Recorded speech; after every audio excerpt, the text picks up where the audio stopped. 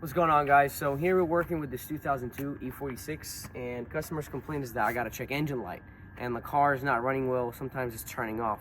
So in my mind, I immediately knew that these cars, I remember that these cars always deal with vacuum leaks and fuel trim issues, and those are normally the symptoms. So what I went ahead and did is that I plugged in the scanner. So those are the codes right here. We have this 4 zeros E4 and 4 zeros E3, which are fuel trim codes for bank 1 and bank 2, which absolutely cause misfires on almost all cylinders.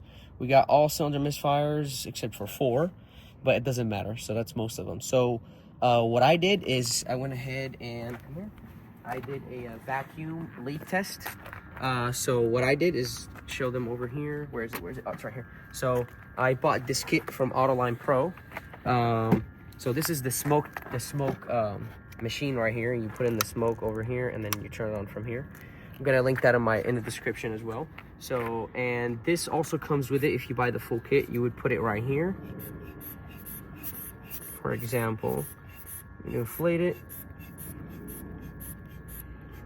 Boom. So, and then the next step that you want to do, or go ahead and do, is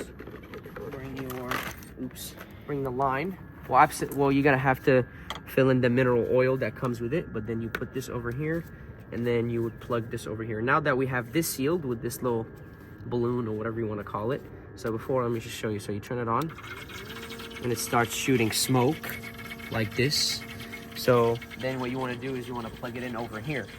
Now, moving back to the problem, what happened is I went ahead and I filled up the whole system with smoke, but nothing was leaking. So it turned out to be actually a very, very small problem. Let's just take this out real quick, so as you guys can see the smoke.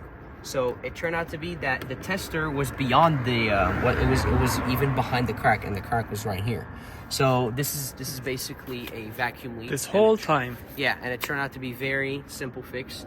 So customer actually had a spare K&N cold air intake kit on him, so yes, we're gonna go ahead and install that for him, and then we're gonna clear the codes and see how the car is running after that. So as you guys can see right here, there's no service engine soon light or check engine light no more. Car's driving a lot better than before. Just a gas light. Yep.